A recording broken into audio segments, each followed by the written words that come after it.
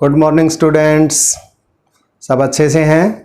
प्यारे विद्यार्थियों, हमने अपनी पिछली वीडियो में कक्षा 7 के अध्याय 7 त्रिभुजों की सर्वांग क्षमता के भाग 3 में त्रिभुजों की सर्वांग क्षमता के 2 प्रतिबंधों को जाना था। 2 प्रतिबंधों को हमने सीखा था।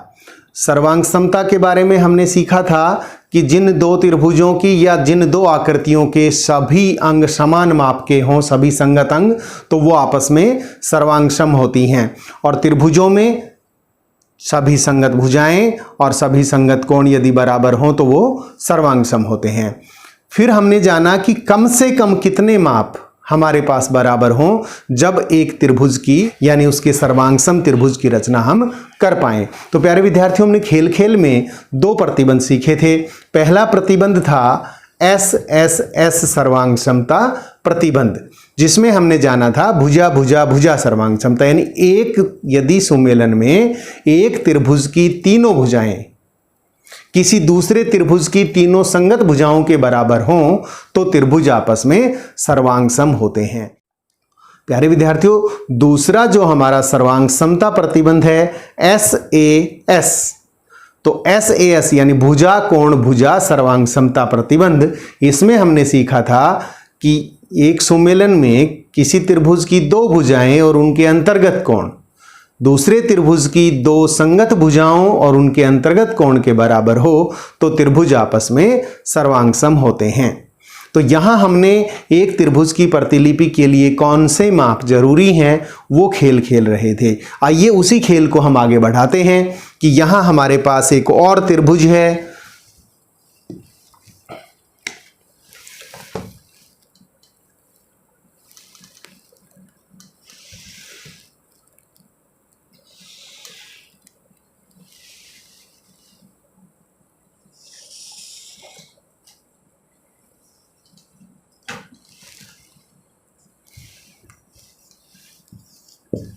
यहां पर हमने एक त्रिभुज PQR की रचना की और अब इसके सर्वांगसम इसकी प्रतिलिपि बनाना चाहते हैं, तो कितने माप हमें कम से कम चाहिए।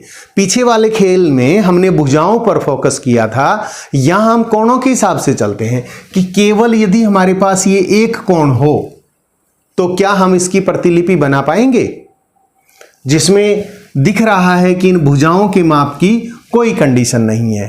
तो प्यारे विद्यार्थियों, इसमें तो फिर सिर्फ ये कोण यदि बराबर बनाना है तो इतना सा भी बन सकता है जो इसके सर्वांगसम नहीं होगा। तो इससे हमें दिख रहा है कि अगर केवल एक कोण है तो हम त्रिभुज की प्रतिलिपि उसके सर्वांगसम दूसरे त्रिभुज की रचना नहीं कर सकते। तो आइए थोड़ा और आगे बढ़ते हैं। ये खेल आपने खेलना है अपने आप से भी और अपने कक्षा के दूसरे विद्यार्थियों के साथ भी, तथा घर पे कोई बहन भाई आपकी उम्र का है, आपसे थोड़ा छोटा बड़ा है, तो उनके साथ भी खेल सकते हैं। तो इन खेल को खेलने से जो सीखेंगे वो ज़्यादा स्थायी होगा, ज़्यादा अच्छा होगा, ज़्यादा रोचक होगा। ठीक है ना? तो आपको खेल खेलना है। अब मान लीजिए कि ये एक और ये 2 कोण हमें दिए गए हैं, तो क्या फिर हम इस त्रिभुज के सर्वांगसम बना सकते हैं? अब देखिए, एक इसकी सहायता से हम बनाने की कोशिश कर लेते हैं कि आप देखेंगे यहां पर ये कोण Q के बराबर है, ये कोण इस त्रिभुज का। आगे चलते हैं, कोण R के बराबर है, ये दिख रहा है हमें, और कोण P के बराबर ये ऊपर वाला कोण है इसका, देखिएगा। इसका मतलब इस त्रिभुज के तीनों ही कोण बराबर हैं। तो हम यहां जो रचना कर रहे हैं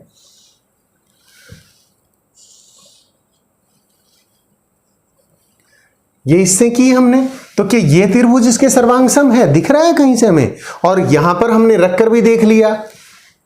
अब यदि इन 2 कोणों की शर्त को देखें तो दोनों कोण इस त्रिभुज में हमने बराबर ले लिए, मगर 2 कोण बराबर लेने से इसके सर्वांगसम तो नहीं बना, क्योंकि हमने देख लिया ये कोण भी और ये कोण भी।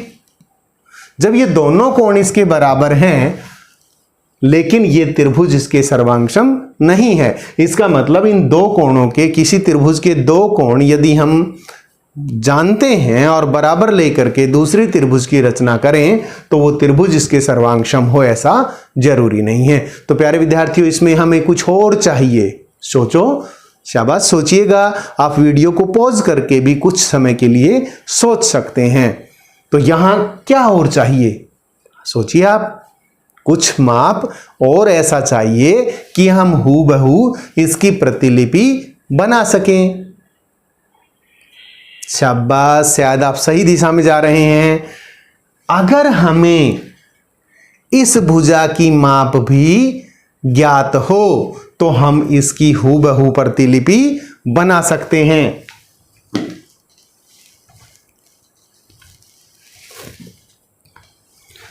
जितनी भुजा ये है, यानी इस भुजा का भी ज्ञान हमें हो तो देखिएगा, जब भुजा वही लेनी पड़ी और ये कोण भी उतना ही बनाना है और ये कोण भी उतना ही बनाना है, तो निश्चित तौर पर जो त्रिभुज बनेगी वो इस त्रिभुज की प्रतिलिपि होगी, हूबहू इसके बराबर होगी, यानी जो इसके सर्वांगसम होगी। ये कोण इस कोण के बराबर है, ये कोण इस कोण के बराबर है और ये भुजा इस भुजा के बराबर है और ये दोनों त्रिभुज आपस में सर्वांगसम हैं। ये सर्वांगसमता का चिन्ह होता है लिखने का। और यदि हम इसको वैसे लिखना चाहें तो लिख पाएंगे त्रिभुज PQR सर्वांगसम है त्रिभुज। अब देखिए, P के संगत शीर्ष, क्यों? Q के संगत B है, R के संगत C है, तो P के संगत A है, तो P के संगत A, Q के संगत B, Q के संगत B और R के संगत C। सुमेलन में ही लिखना है हमें। तो त्रिभुज PQR सर्वांगसम है त्रिभुज ABC के। तो यहां पर हमने कौन सा सर्वांगसमता नियम कि दो कोण और अंतर्गत भुजा यानी ASA सर्वांगसमता प्रतिबंध को सीखा।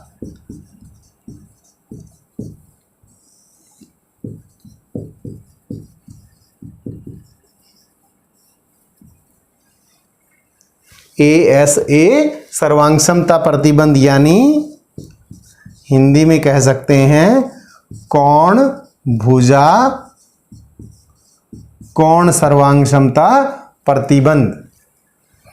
ये अब तीसरा प्रतिबंध हमने जाना कि किसी त्रिभुज के दो कोण और उनके अंतर्गत भुजा यदि किसी दूसरे त्रिभुज के दो संगत कोणों और उनके अंतर्गत भुजा के बराबर हैं तो दोनों त्रिभुज आपस में सर्वांगसम होते हैं।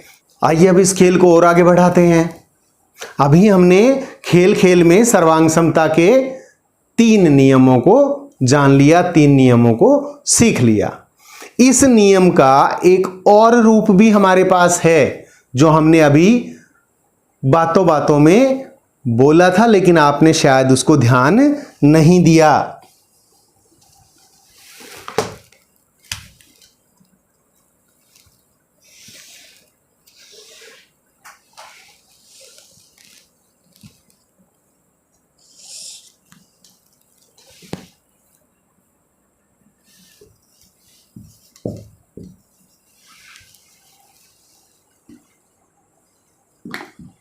यहां पर हमने बात की थी जब एक और त्रिभुज आपके सामने बनाया था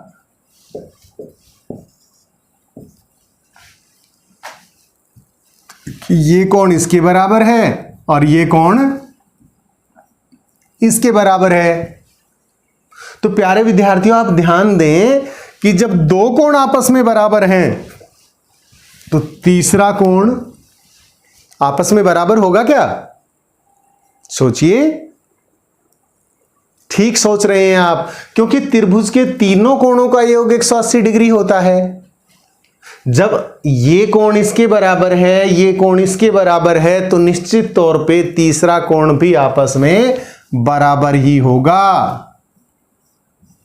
और जब तीसरा कोण भी बराबर होगा तो फिर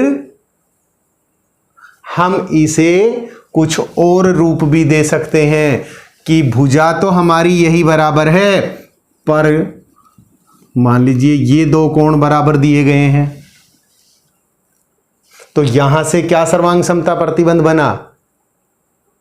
अब इसे हम कोण भुजा कोण नहीं कह सकते, इसे हम कोण कोण भुजा बोल पाएंगे। तो इस ASA का एक रूप AAS भी हो सकता है, लेकिन क्योंकि इसमें और इसमें कोई अंतर नहीं है तो हम आम तौर पर ASA सर्वांग समता नियम ही पढ़ते हैं, क्योंकि यदि कोई भी दो कोण बराबर हैं तो निश्चित तौर पे तीनों कोण बराबर होंगे। तो एक भुजा कोई सी भी है, कोण तो तीनों ही बराबर हैं, इसलिए इसे AAS ना कह के हम ASA ही कह सकते हैं। हमें ये कहने में कोई दिक्कत नहीं है, क्योंकि कोण दो बराबर थे, पर क्योंकि दो बराबर हैं तो तीसरा कोण भी बराबर ही होगा, और फिर हम इसे ASA सर्वांग समता प्रतिबंध ही कह सकते हैं। तो इसको इस रूप में भी जानते हैं, ASA को AAS।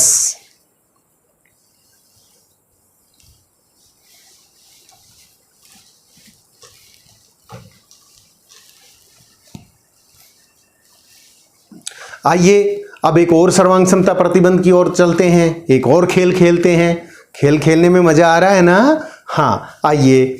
तो हमने सामान्य त्रिभुजों की बात कर रहे थे, अब एक और विशेष प्रकार की जो त्रिभुज होती है, देखिए हम कोणों के आधार पर 2-3 तरह की त्रिभुज होती हैं, 3 तरह की होती हैं, न्यून कोण त्रिभुज, समकोण त्रिभुज, अधिक कोण त्रिभुज। तो न्यून कोण और अधिक कोण तो इनमें आ गए, समकोण त्रिभुज का कोई जिक्र अभी तक तीनों प्रतिबंधों में हमने नहीं देखा। तो अब आइए एक समकोण त्रिभुज के बारे में ही बात कर लेते हैं। ये एक समकोण त्रिभुज है, तो इस समकोण त्रिभुज के सर्वांगसम दूसरी समकोण त्रिभुज हमें बनानी है। तो प्यारे विद्यार्थियों, अब सोचिए, फिर वही खेल खेल रहे हैं हम तो, कि अब कौन कौन से माप हमें चाहिए, कौन कौन से मापों की हमें आवश्यकता है। तो क्या माने ये कोण हमारे पास है, अगर ये कोण हम ले लें तो क्या इसके बराबर बना सकते हैं? जैसा हमने थोड़ी देर पहले सीखा था कि अगर ये दोनों कोण हमारे पास थे तो जब इस भुजा की कंडीशन नहीं थी तो ये छोटे बड़े बना पा रहे थे, हम इसकी प्रतिलिपि नहीं बना पाए। तो फिर और क्या चाहिए हमें? ये भुजा भी ले लेते हैं, तो अब तो बना पाएंगे हम, लेकिन इसमें हमारा ASA वाला ही नियम लग गया। हम समकोण त्रिभुज का कोई नियम ढूंढना चाहते हैं, तो उसके लिए देखो क्या क्या कंडीशन और हो सकती है। ये भुजा हमारी बराबर है, तो किसी और भुजा की तरफ चलते हैं। मान लो ये भुजा बराबर लेते हैं हम, तो त्रिभुज तो प्रतिलिपि बन जाएगी इसकी, हूबहू उसके बराबर आ जाएगी, और जो हमने पहले सीखा था SAS वही नियम लगा। समकोण त्रिभुज का कोई नियम निकल के नहीं आया, और समकोण त्रिभुज है और प्रतिलिपि बनाना चाहते हैं तो निश्चित तौर पे समकोण त्रिभुज ही बनेगी। तो देखो हम चलते हैं इस खेल को खेलते खेलते कि समकोण त्रिभुज ही बनेगी, तो ये कोण तो समकोण बनना है, और कौन सी चीज है जो इसके बराबर हो? सोचिए शाबाश, और कौन सा माप है जो हम इसके बराबर लें तो इसकी प्रतिलिपि बना पाएं? तो या तो मान लीजिए कि ये भुजा हम बराबर ले रहे थे, इसके बराबर हम इस भुजा को ले लेते हैं, इस भुजा के बराबर ये भुजा लेते हैं। समकोण ही त्रिभुज बननी थी तो समकोण तो बन गया, और इस भुजा के बराबर हमने ये भुजा ले ली, तो क्या अब इसकी प्रतिलिपि बनेगी? सोचिए शाबाश, क्या हो सकता है कि जब तक इस भुजा की कंडीशन नहीं आई हमारे पास इसकी या इस भुजा की, तब तक क्या हो सकता है? ये यहां भी आ सकता है, तो इसकी प्रतिलिपि तो नहीं बना। ये यहां भी जा सकता है, ये यहां भी जा सकता है, तो इसका मतलब इसकी प्रतिलिपि तो हम नहीं बना पाए तो कुछ और चाहिए, कुछ और चाहिए।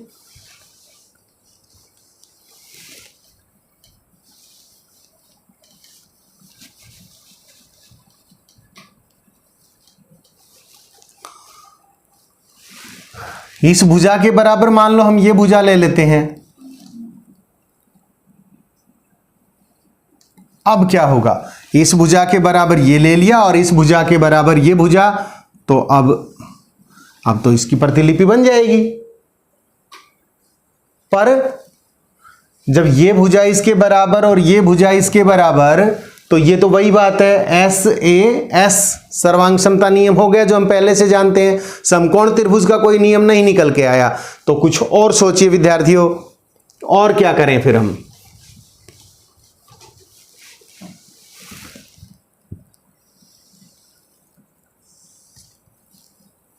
ये तो 90 डिग्री है, ये दोनों भुजाएं बराबर ले रहे थे तो समकोण त्रिभुज का नियम नहीं बन के आ रहा।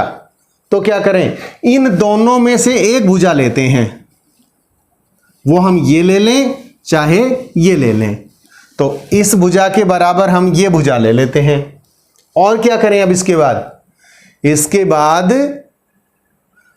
हम इस भुजा को लेके देख लें, जो समकोण त्रिभुज में समकोण के सामने की भुजा जिसे हम कर्ण हाइपोटेन्यूज कहते हैं, तो ये बराबर लेके देखें। इस भुजा के बराबर इसको लिया और फिर हमने इस भुजा के बराबर मापा, यहां पे रख के इस पे काटा।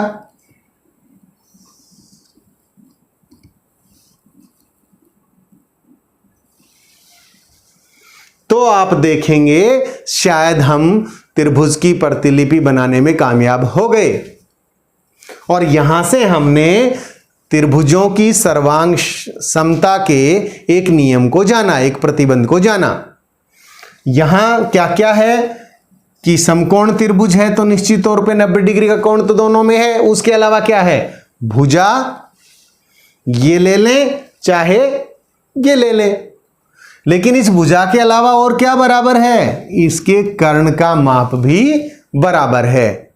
तो इसे हम कौन सा प्रतिबंध कहेंगे, ये देखिए क्या क्या बराबर है, समकोण यानी राइट एंगल, ये क्या है हाइपोटेन्यूज कर्ण, और एक भुजा इन दोनों में से चाहे ये हो बराबर चाहे ये हो, तो ये नियम हो गया हमारा RHS सर्वांग क्षमता प्रतिबंध।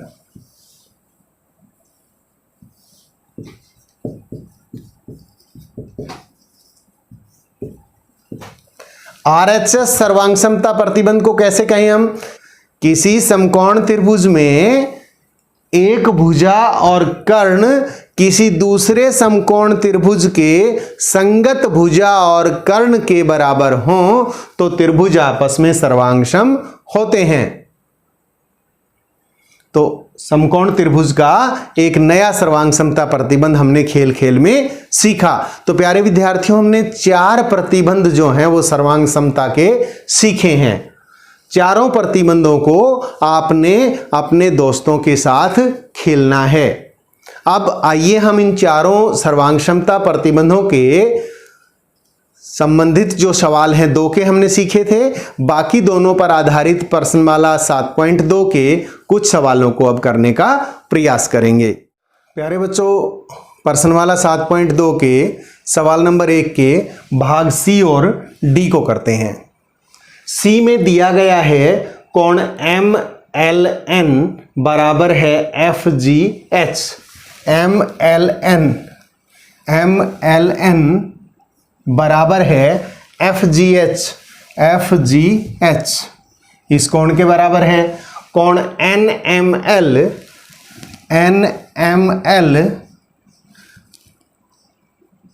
बराबर है GFH। और ML बराबर FG।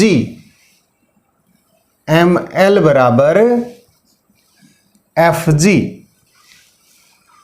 तो इन दोनों त्रिभुजों को देखें आप,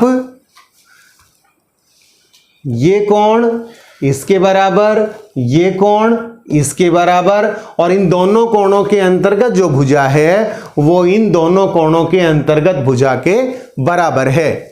तो ये कहा गया कि जब ये सब कुछ दिया गया है तो ये दोनों त्रिभुज आपस में सर्वांगसम है। ये दोनों त्रिभुज आपस में सर्वांगसम है। तो कौन से सर्वांगसमता प्रतिबंध के तहत ये सर्वांगसम है? शाबाश, सोचो प्यारे बच्चों, कौन सा सर्वांगसमता नियम लगा इसमें? गुड, बिल्कुल सही सोचा आपने, क्योंकि यहां पर देखिए दो कोण और अंतर्गत भुजा दूसरे त्रिभुज के दो संगत कोणों और असंगत भुजा के बराबर है, इन अंतर्गत भुजा के बराबर है। तो यहां पर हम देख रहे हैं कि कौन सा सर्वांगसमता नियम लगा? ASA, भुजा कोण सर्वांगसमता प्रतिबंध।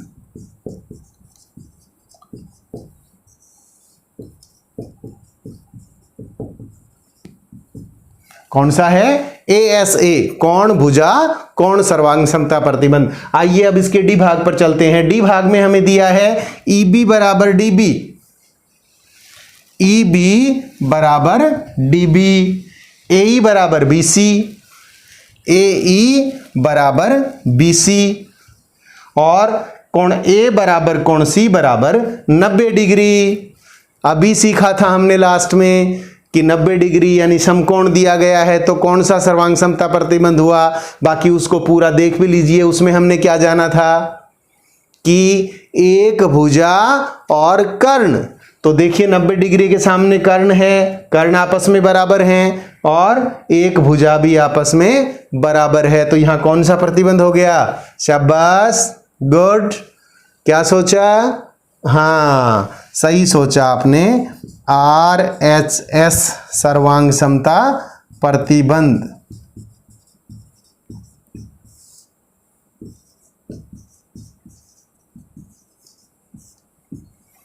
RHS सर्वांगसमता प्रतिबंध। तो अभी हमने 7.2 के सवाल नंबर 1 के C और D भाग को किया। आइए अब हम इसके अगले सवालों की तरफ बढ़ते हैं। 7.2 के सवाल नंबर 4। सवाल नंबर 4 में हमसे कहा गया है त्रिभुज ABC में कोण A बराबर 30, B बराबर 40 और कोण C बराबर 110 डिग्री है, तथा त्रिभुज PQR में कोण P 30, Q 40 और R 110 डिग्री है। तो क्या तीनों कोण बराबर हो गए? तीनों कोण बराबर होने का मतलब एक विद्यार्थी अपने में से सोचता है कि जैसे हमारा SSS भुजा सर्वांगसमता नियम था, उसी प्रकार से AAA यानी तीनों कोण दूसरी त्रिभुज के संगत तीनों कोणों के बराबर हैं। तो क्या AAA सर्वांगसमता प्रतिबंध से त्रिभुज आपस में सर्वांगसम होंगे? शाबाश प्यारे बच्चों, बहुत अच्छी बात सोची उसने। बताइए आप अपने हिसाब से, क्या ये बराबर होंगे? क्या त्रिभुज आपस में सर्वांगसम होंगे? थोड़ी देर पहले जब मैं आपको बता रहा था कि ये एक त्रिभुज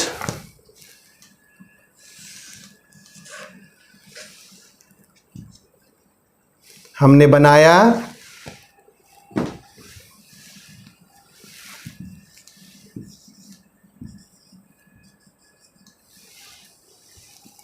और देखिए अब इस Q के बराबर इसका ये कोण है, ये कोण Q के बराबर है, देख लीजिएगा आप अच्छी तरह से, और R के बराबर ये है, और P के बराबर ये है, देख लो चाहिए। इसका मतलब इसके तीनों कोण इस त्रिभुज के तीनों कोणों के बराबर हैं।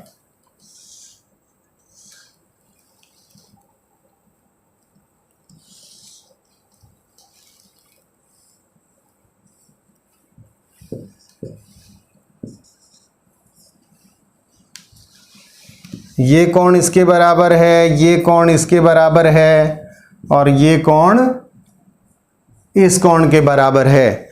मगर ये त्रिभुज आपस में सर्वांगसम नहीं है, क्योंकि ये त्रिभुज किसी भी तरीके से इसके सर्वांगसम नहीं है, छोटा है इससे बहुत।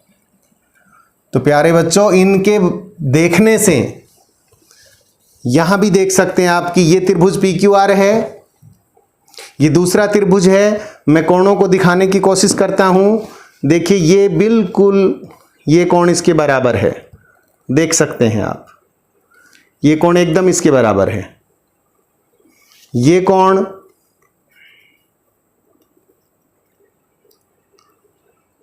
देख पा रहे होंगे आप कि ये कोण इसके बराबर है। कोण यहां पर आपस में बिल्कुल बराबर हैं, दिख रहे हैं। और ये कोण ये इसके बराबर है, अच्छी तरह से दिख रहा हमें। जब ये तीनों कोण बराबर हैं लेकिन ये त्रिभुज आपस में सर्वांगसम त्रिभुज नहीं है, इससे बहुत छोटा है। इसका मतलब हम इसको देख करके अच्छी तरह से ये समझ सकते हैं कि ए सर्वांग ए कोण कोण कोण सर्वांगक्षमता प्रतिबंध नहीं हो सकता। यानी एक त्रिभुज के तीनों कोण दूसरी त्रिभुज के तीनों संगत कोणों के बराबर हों तो त्रिभुज आपस में सर्वांगसम नहीं होंगे। और यहीं पर प्यारे विद्यार्थियों एक चीज और हमने सीखनी है कि चारों सर्वांगक्षमता प्रतिबंधों में हमें कम से कम कितने मापों की आवश्यकता पड़ी त्रिभुज को सर्वांगसम प्रतिलिपि बनाने में, यह ध्यान देना है, सोचना है इस पर भी आप। सवाल नंबर 5 में दो आकृतियां अपने पास हैं, त्रिभुज ART और NOW। अब इन दोनों में हमें देखना है कि कौन सा भाग किसके बराबर है। कोणों की बात करें तो R के बराबर W है, A के बराबर O है, T के बराबर N है और भुजा AT के बराबर भुजा ON है। और फिर हमसे कहा गया है कि त्रिभुज RAT सर्वांगसम है त्रिभुज। अब देखिए जब सर्वांगसमता में लिखना है तो सुमेलन के हिसाब से लिखना होगा। शीर्षों का सुमेलन मैंने कहा था बहुत अहम, सबसे अहम रोल अदा करता है। भुजाओं और कोणों की माप के साथ साथ शीर्षों का सुमेलन अपने आप में अहम होता है। तो यहां देखना है शीर्ष R के सुमेलन में कौन सा है, तो शीर्ष R के सुमेलन में W है। A के सुमेलन में A के बराबर कौन सा था, O। और T के सुमेलन में T के बराबर है हमारा N। तो यहां पर हमें त्रिभुज RAT सर्वांगसम है त्रिभुज WON, ये ध्यान रखना है। शीर्षों के सुमेलन को ध्यान में रख कर नाम लिखना है। सवाल नंबर 6 को देखते हैं। सवाल नंबर 6 में यह आकृति हमारे पास है। अब इस आकृति में संगत जो भाग दिए गए हैं बराबर, पहले उन पर हम नजर डालते हैं कि दो त्रिभुज हैं, एक त्रिभुज ये है अपने पास और एक त्रिभुज ये है। इस त्रिभुज का ये कोण इस त्रिभुज के इस कोण के बराबर है। भुजा BT भुजा BC के बराबर है, AC भुजा AT के बराबर है। इस तरीके से ये कोण, और ये भी हम देख सकते हैं कि जब ये 90 डिग्री है तो ये भी 90 डिग्री होगा। तो यहां पर हमारे पास कई माप दिए गए हैं। और फिर हमसे पूछा गया त्रिभुज BCA सर्वांगसम है त्रिभुज। सर्वांगसमता नियम के बारे में नहीं पूछ रहे कि इस त्रिभुज के सर्वांगसम कौन सी त्रिभुज होगी। तो जैसे ही हम सर्वांगसम त्रिभुज लिखना चाहते हैं तो प्यारे बच्चों बताया था कि शीर्षों के सुमेलन का अहम रोल है। तो यहां पर हमें इस शीर्ष के संगत शीर्ष देखना पड़ेगा त्रिभुज। अब देखिए BCA यानी इस त्रिभुज में इस त्रिभुज में कौन सा संगत है, तो इस त्रिभुज का BCA का जो कोण B है इस त्रिभुज में भी वो कोण B के ही बराबर है। ये दोनों आपस में बराबर हैं तो इसका कोण B ही आएगा यहां पर। शीर्ष C, ये C है। अब यहां अपने को देखना है कि जब ये 90 डिग्री तो ये 90 होगा, इसका मतलब ये कोण इस कोण के बराबर है। तो शीर्ष C का संगत हुआ T और A का संगत हो गया A। तो यहां पर हमने देखा त्रिभुज BCA सर्वांगसम है त्रिभुज BTA। आइए दूसरी आकृति की बात करते हैं। यहां पर भी हमारे पास ये दो त्रिभुजें हैं तो इसमें भी हम संगत अंग देख लेते हैं कि इसका जो T कोण है वो इस त्रिभुज के क्यू कोण के बराबर है, इसका जो पी कोण है वो इसके आर के बराबर है, तथा इसकी भुजा टीपी इसकी भुजा क्यू आर के बराबर है। तो सर्वांग क्षमता प्रतिबंध की बात करें तो कोण भुजा कोण ए प्रतिबंध इनमें लग रहा है। लेकिन हमसे पूछा गया है कि इस त्रिभुज के सर्वांगसम कौन सा त्रिभुज होगा, त्रिभुज QRS के सर्वांगसम। तो देखिए अब QRS ये है हमारा QRS, इसके सर्वांगसम इसमें संगत हमें देखने हैं शीर्ष Q। अब इसका जो कोण Q है यहां पर इसके बराबर कोण T, तो त्रिभुज T R के संगत, इसका जो R है वो इसका P है और S के QRS तो यहां पर हो गया TPQ। तो त्रिभुज QRS सर्वांगसम त्रिभुज TPQ।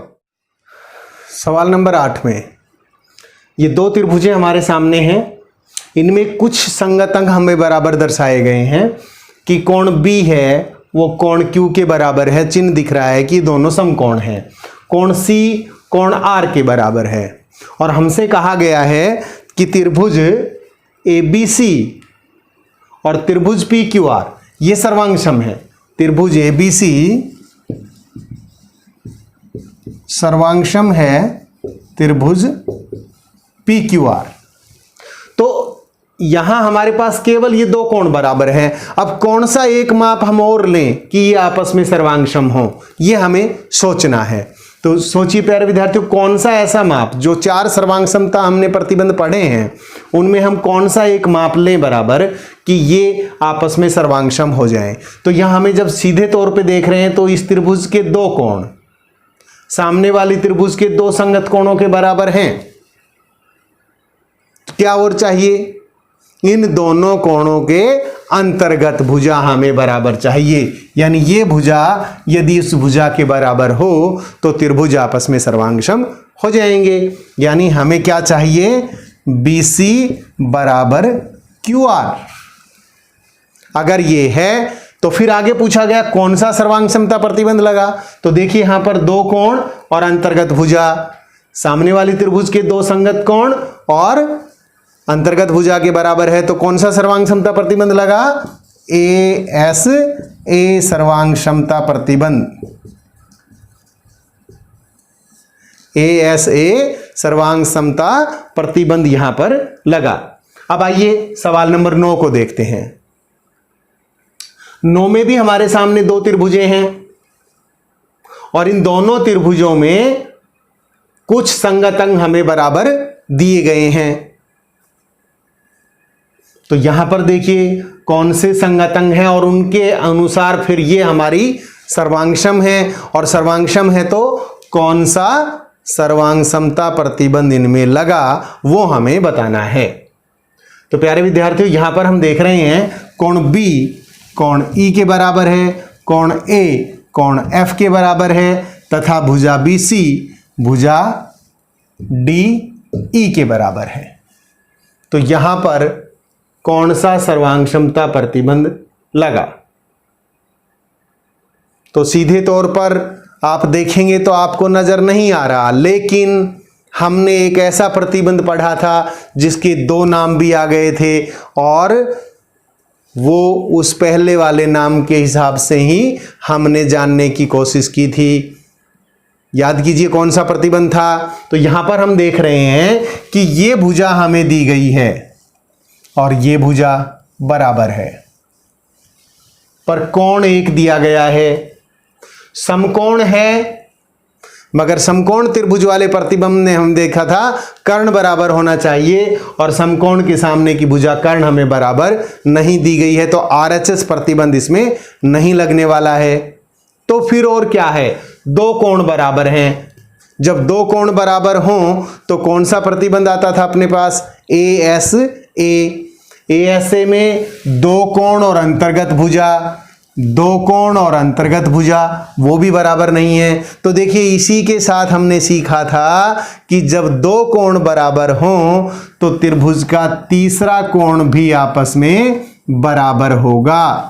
और जैसे ही हम इस बात को जान रहे हैं तो अब हम प्रतिबंध देखने में भी कामयाब हो रहे हैं, क्योंकि ये दोनों कोण और इनके अंतर्गत भुजा इन दोनों कोणों के और अंतर्गत भुजा के बराबर है। तो यहां पर कौन सा प्रतिबंध आ गया? यहां पर भी वही प्रतिबंध आ गया, ए सर्वांग समता प्रतिबंध।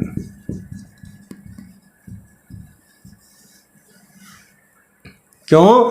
क्योंकि त्रिभुज के दो कोण और अंतर्गत भुजा दूसरे त्रिभुज के दो संगत कोणों और अंतर्गत भुजा के बराबर है। तो यहां ए। प्यारे बच्चों, प्रश्नमालाओं के इन सवालों के उपरांत अब कुछ गृह कार्य के रूप में आपको काम दिया जा रहा है, जिसे आप बाद में आराम से पूरा करेंगे। अब तक जो हमने सीखा उस ज्ञान के हिसाब से, वो जो आपने अर्जित किया है उसी के हिसाब से ये जो सीट आपके सामने स्क्रीन पर दिखाई जा रही है, इसमें जो सवाल आपसे कहे गए हैं, जो करे गए हैं, इन सवालों के उचित हल आप अपनी तरफ से करने की कोशिश करेंगे। प्यारे विद्यार्थियों, अभी हमने जो खेल खेले थे, क्योंकि प्रश्नमाला के सवाल हो गए, गृह कार्य के रूप में आपको कुछ काम दे दिया गया है, तो आइए चलते चलते अंत में एक खेल आपसे और खेल लेते हैं। आप कागज की एक शीट लेकर के उसके ऊपर दो सर्वांगसम त्रिभुजें काट लीजिए।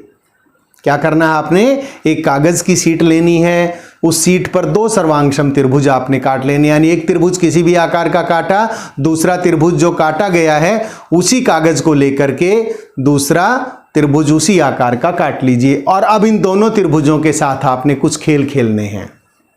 आपने देखना है कि एक त्रिभुज में कोई एक माध्यिका आपने खींच लेनी है। माध्यिका का मतलब हुआ, त्रिभुज की माध्यिका क्या होती है कि किसी एक भुजा का हमने ये मध्य बिंदु निकाला और इस मध्य बिंदु को हमने सम्मुख शीर्ष से मिलाना है। तो इस मध्य बिंदु को हमने इस शीर्ष के साथ मिलाना है। तो ये हमारी माध्यिका हो जाएगी। प्यारे बच्चों, ये हमारी माध्यिका हो गई। ये इसका मध्य बिंदु था, ये सम्मुख शीर्ष, तो ये हमारी माध्यिका हो गई। इसी प्रकार से इस दूसरे वाली त्रिभुज की भी यही माध्यिका खींचनी है और फिर देखना है दोनों संगत माध्यिकाओं की लंबाई आपस में बराबर है क्या। इसी तरह से इस त्रिभुज की इस शीर्ष के संगत, ये जो शीर्ष है, इस शीर्ष के संगत माध्यिका, इसका मध्य बिंदु लेना है और ये माध्यिका खींचनी है। और जब इसमें हमने माध्यिका खींची तो दूसरे वाली त्रिभुज में भी संगत माध्यिका खींच करके फिर देखना है दोनों त्रिभुज की माध्यिकाओं की लंबाई बराबर है क्या। इसी प्रकार से माध्यिकाओं के बाद क्या करें, इसके शीर्ष लंब खींच लें। एक शीर्ष से सम्मुख भुजा पर लंब डालें और फिर दूसरी त्रिभुज में भी इसी भुजा से, शीर्ष से इस भुजा पर, और देखें कि इनके संगत जो शीर्ष लंब हैं उनकी लंबाइयां बराबर आती हैं क्या। इसके बाद और खेल खेल सकते हैं इसी में। इन त्रिभुजों के क्षेत्रफल के बारे में सोचना आपने, आपस में क्या संबंध है। क्षेत्रफल के बाद इन त्रिभुजों के परिमाप के बारे में सोचना है कि इनके परिमाप में आपस में क्या संबंध है।